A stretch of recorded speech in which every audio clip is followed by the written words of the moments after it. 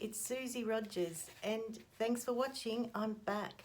I had a bit of a break because I had the fantastic news that I'm going to be on the team for Baz Luhrmann and Catherine Martin's upcoming film, Joan of Arc. And of course I was so excited and still am, and so I've been in preparation for that.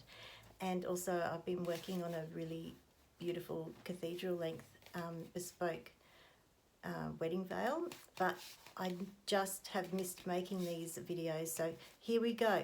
I'm back, so thank you, and I'm going to talk with you about this, my most favourite, or just one of my most favourite vintage costume headpieces.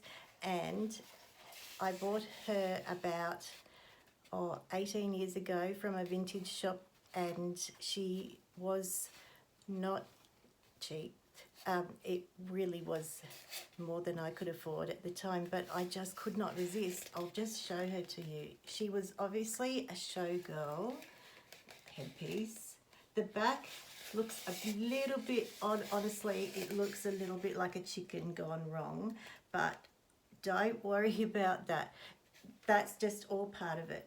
But look at the side and then look at the front. The workmanship is just beautiful, and I just wanted to say that I think she's from the early 60s, maybe even the 50s, but my gut instinct says 60s because of the height and the width.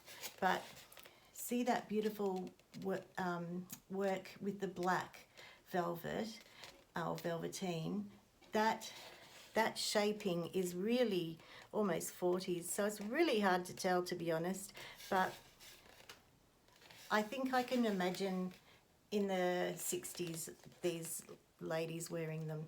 But I wanted to say that when I went in, this was the last one of a set, and it has a bit of a story because each girl, there was 7, one for each colour of the rainbow, and I came on the lucky last day where a pink one was left, but there had been pale blue, apricot for orange, lemon for yellow, and mauve for purple or indigo. So you can just imagine when they were first arrived in the shop all lined up how magnificent they would have been. And I think I would have bought the whole lot if I could have, but I probably would have had to take out a loan.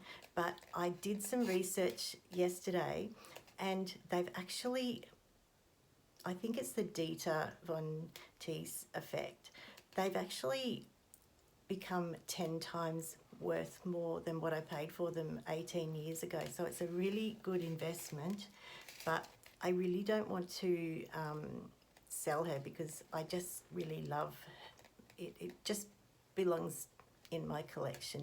But look at, I'll just show you up close. When I purchased her, I saw the heavy wire that they were using, 2 lots of heavy wire, so there's no way that is going to bend out of shape on their head.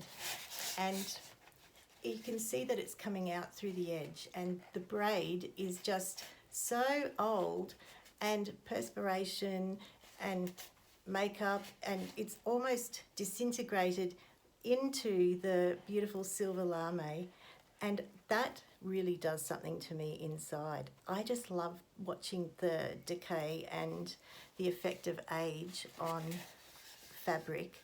And I've got to tell you, when I saw the way that they had made this wire frame, these beautiful shapes, wire frame, and then gone around the outside and hand stitched all around the outside, and then put the black frame onto this silvery white base, and then hand stitched it on top.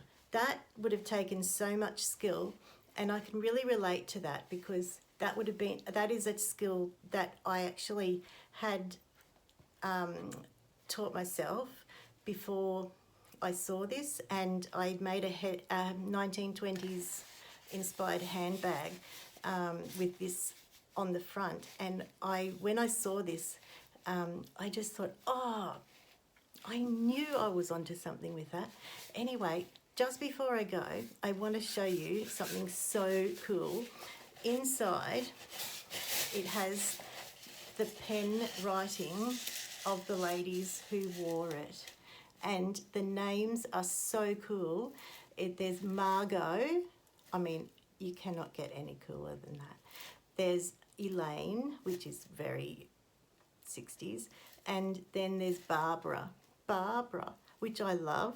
But Margot, honestly, I actually did dress up as Margot for a BBC party at James Lee's house and Sean's house. So honestly, how cool. I can imagine Margot with her false eyelashes on, her big, beautiful winged eyeliner. Oh, got to get it on straight. Hang on. And then the matching corset and some beautiful big ostrich feather fans, and then the whole set of the ladies doing their dance. I think it would have been magnificent. I'd love to know what song they did their act to, but that's something that we won't know. But anyway, there you go. That's one piece. I've collected some others and I'll show you them in due time. But anyway, here we go.